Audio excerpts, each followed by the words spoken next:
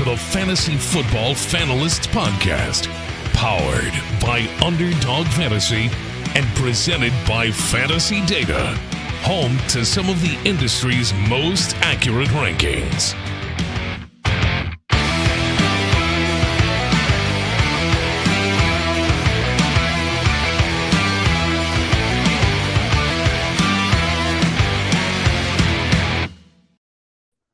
And welcome into a special edition of the Fantasy Football Fanalists. I'm Bradley, and tonight I'm going to be talking with you about Josh Jacobs. But before we get into Josh Jacobs and his best ball value, I do want to throw out that we have a special promo code with Underdog Fantasy. Go to underdogfantasy.com, go to the App Store, the mobile, the Google Play Store, wherever you get your apps. We love playing on Underdog here on Fantasy Data, the Fantasy Football Fanalists. Billy and I, we just had a stream earlier tonight. Make sure you take a look at it. It's a lot of fun. Use promo code FFF for 100% deposit match up to $100. It's one of the best deals in the industry. Make sure you get into Underdog Fantasy and play some best ball. They've got Superflex big board up now, sophomores and rookies. Lots of fun ways to compete and keep this offseason moving. Right now it's the combine and everyone's excited about moving rookies up and down. But, you know, if you want to get your feet wet in the best ball streets, what a better place to do it than Underdog Fantasy. Fantasy Football Fanalists have that special code, promo code FFF. All right, into Josh Jacobs. Let's talk Josh Jacobs. Last year, Jacobs finished as the running back 12 in total points, running back 13 in fantasy points per game. What that should tell you is consistency. And that's the thread of the needle, you know, that's the needle I want to weave throughout this little blurb about Josh Jacobs, that last year, he was not the boom bust type of running back that we had seen previously. Okay. In previous seasons, we had seen him completely disappeared. In 2020, there were 2 games where he finished 40th or worse on the week. In 2019, there was 2 other weeks where he finished 40th or worse. These are not helping your fantasy teams at all. But in 2021, not only did Josh Jacobs have no weeks outside of the top 40, but he also didn't have anyone outside of the top 35. His lowest weekly finish was 34th, and that was week 10 against Kansas City. He only had 7 rushes, but he had 5 receptions in that game. And that's also one of the changes that we will see in Josh Jacobs compared to the previous years. In 2019, he had 20 receptions in 13 games. In 2020, he had 33 receptions in 15 games. Add those 2 together, you get 53 receptions in his first 2 years.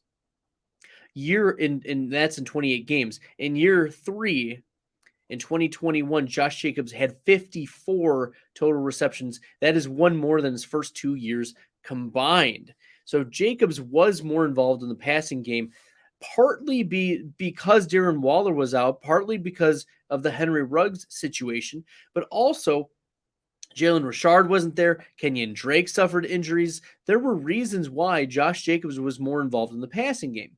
This makes sense. So it gave him a higher floor.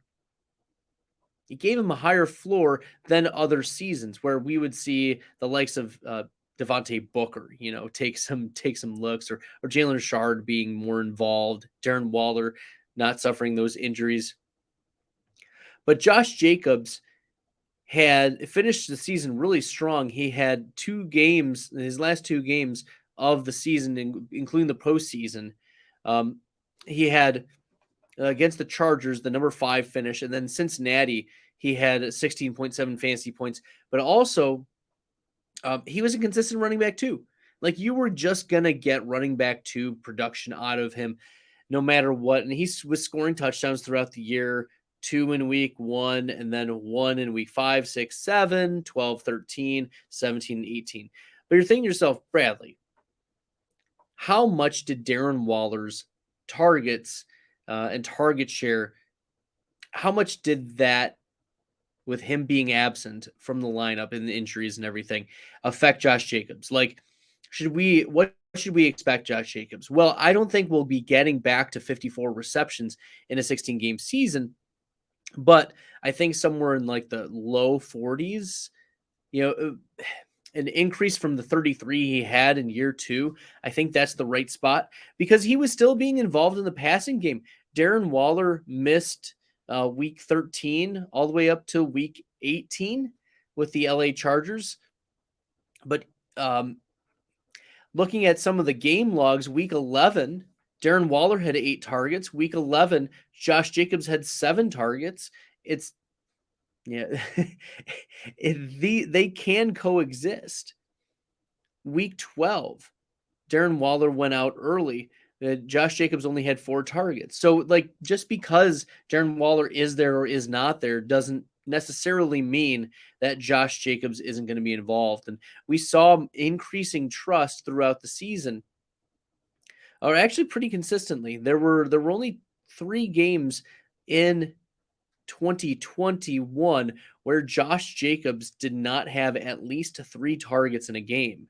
So he's increased his passing production. It just didn't come when we wanted it to be honest. Like, when after Josh Jacobs' rookie year, we saw him increase from 20 to 33 receptions. And a lot of fantasy analysts were expecting him to jump from 20 to like 45 or 60. And that's just too much, especially in an offense where he's mostly getting pulled on third down and they're not a high octane offense. Derek Carr's not as well as he did this past year, not going to lead the league in points scored or in passing yards. So as a result, Josh Jacobs is not like going to be in the game scripts that we would anticipate. In fact, last year, Josh Jacobs, despite having one of the worst game scripts, he was negative 2.47 game script differential, and that's per player profiler. He was 23rd among running backs. So he was working usually in a negative game script and required to catch more passes. I don't know if year 1 Josh McDaniels is going to be able to get Josh Jacobs into a positive game script, but it's still encouraging that the previous regime was able to prove the concept that Josh Jacobs can catch passes. Now, what does this all mean for best ball? Because right now we're ending February. It's March 4th today. Josh Jacobs is going as the running back 21 on best in underdog best ball. Just pulling it up right now, he's going behind Travis Etienne, Elijah Mitchell, Ezekiel Elliott, J.K. Dobbins, Aaron Jones, David Montgomery. At cost, I'd probably value Josh Jacobs over David Montgomery, over J.K. Dobbins, over Ezekiel Elliott at value. Although I do kind of like Ezekiel Elliott just because the Dallas Cowboys are stuck with him. Nevertheless, Josh Jacobs, I feel like, is a mid-tier running back to like 15 to 17, but his ADP right now is as running back 21. And looking at the best ball points added last season, and these are best ball points added. If you don't know what best ball points added, they're the aggregate player total points scored above a quantified week threshold. So it rewards volatility, it rewards high ceiling games, and discounts continuity. Like we said that Josh Jacobs was, he was pretty consistent. He wasn't like having super crazy ceiling games or floor games. He was still having some ceiling games, like Washington week 13. He was the 4th overall scoring running back.